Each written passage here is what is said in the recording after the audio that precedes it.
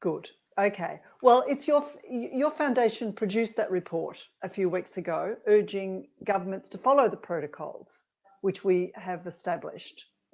You said the safe reopening of schools was the single biggest intervention needed, not only to stop the erosion of learning, but to put back in place protections for children.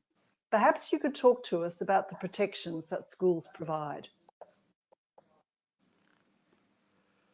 Well, first of all, let me tell you that this crisis is not simply a health crisis or economic crisis.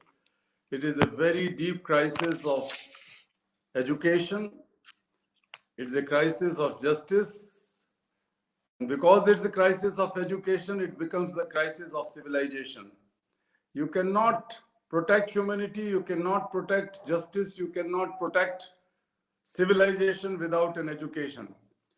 And why I'm saying it? Because this pandemic has exposed and exacerbated the ongoing uh, gaps and weaknesses in education itself. For example, out of 1 billion students of primary and secondary schooling, those who are not in classrooms today, almost half of them have no access to online learning or internet facilities and so on. We also know that 375 million children and their families largely depending on school feeding programs or conditional cash transfer or other incentives. So they are losing this. So this is important that once we plan to reopen the schools, the safety of children, particularly the marginalized children, along with their incentives or midday meals and other schemes have to be in place. But a lot of education, a lot of sensitization is needed in the families as well as in the communities. Of course, teachers have to play the lead role in it, but it is also the responsibility of the state to make sure that when the schools are open, children are safe, teachers are safe, both should be safe. It is not just that children do not have any access, many children don't have access to online learning, but many teachers don't have access to online teaching as well. So that gap has to be fulfilled with the priority simultaneously when we make sure that the schools have enough water, enough soaps, enough distance to maintain, masks, and everything is provided.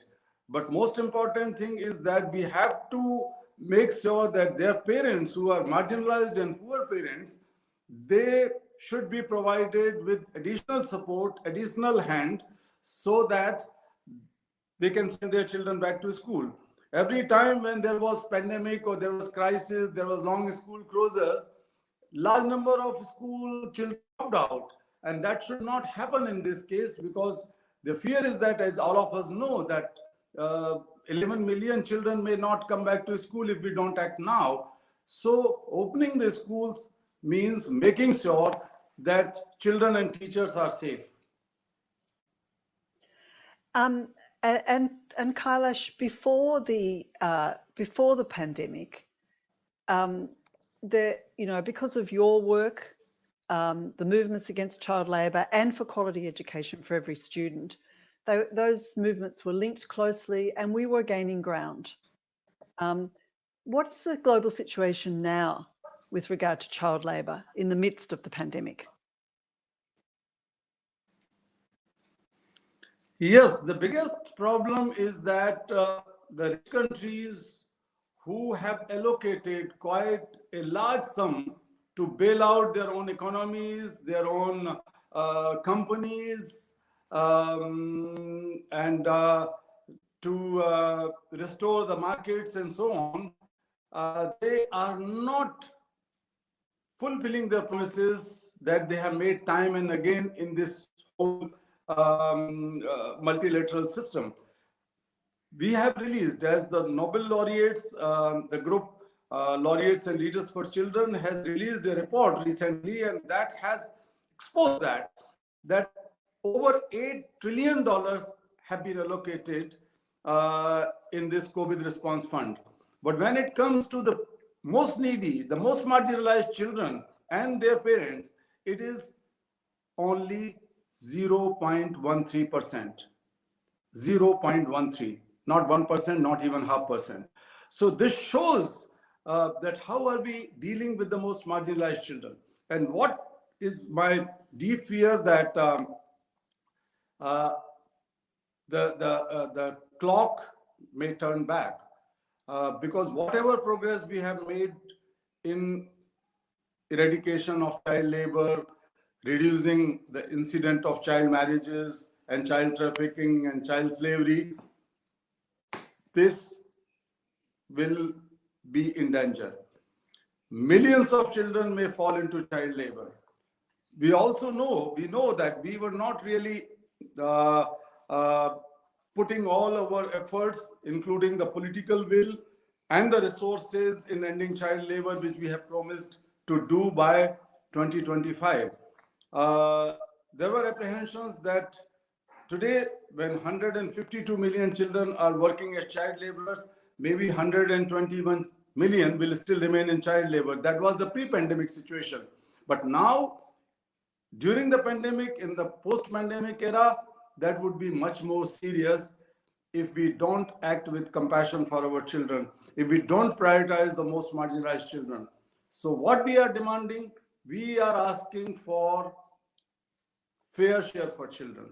And I am so proud and so strengthened that Education International has been the part of the Laureates and Leaders for Children Summit, and strengthen the whole demand that there should be fair share for children. We are demanding that 20% most marginalized children and their people, their parents, should get 20% of this COVID response fund. And at least $1 trillion out of $8 trillion should be allocated now for the cause of education and freedom and safety and health of children, so that teachers and the entire education system can feel safe and can work. This $1 trillion, Suzanne, can help in many ways. It is able to cancel all debt of the low income countries from the rich countries for 2 years. It can also ensure to achieve sustainable development goals related to education, health, water, and sanitation for next 2 years. It can also serve all the COVID appeals made by the United Nations as well as by the charities. So these kind of things are very much needed to ensure that we bring back our children to school safely, and we cannot afford to lose the entire generation in education. No, absolutely. I mean, what the pandemic, what we've learnt during the pandemic is that existing inequalities have simply been exacerbated, haven't they? And that clearly is the case for children who are not in school, particularly children who are not in school because they are involved in labour. We've just got a couple of minutes, but on World Teachers' Day, what message do you have, Kailash, about the children that we should be front and centre of our work, but also the messaging that we should be giving governments in relation to responding to this scourge of child labour? Suzanne, as you and many of my sisters and brothers in the education field know that I myself was a teacher. I started my career as teacher, so I can feel the pain, I can feel the suffering, I can feel the agony, I can feel the depression, I can feel all the feelings of my sisters and brothers. So primarily, I feel myself that I am one of you, I'm a teacher. So as a teacher, because once you are a teacher, you are always a teacher. So this is the case in me as well. So I feel that, first of all,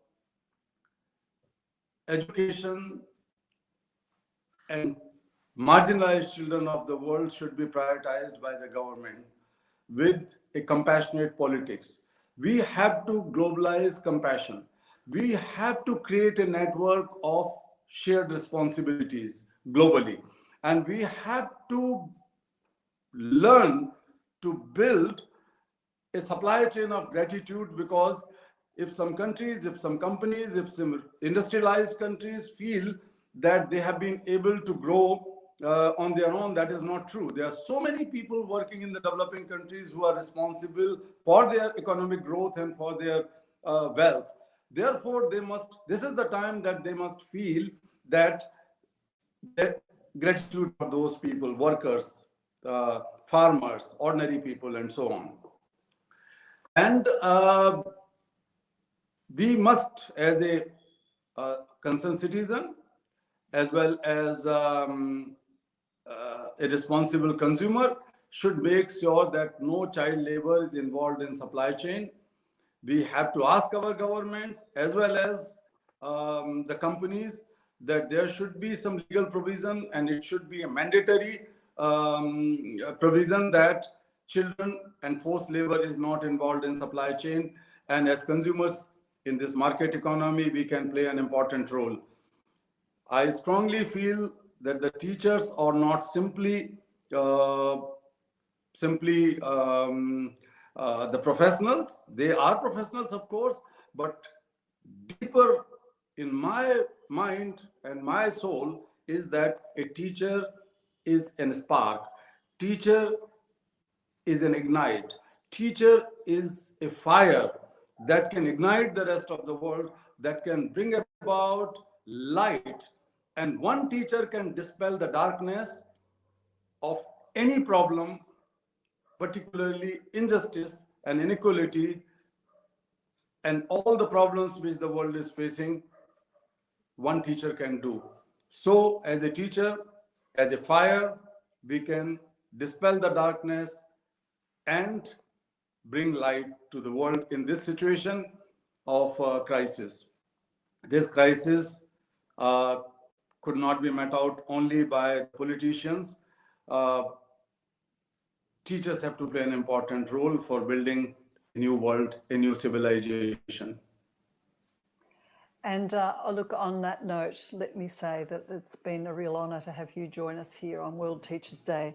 I think what an important point you made when you said we can't go back to normal, back to business as usual. Many people have been saying this, and it certainly is true in relation to child labourers. We shouldn't aspire to that sort of normalcy.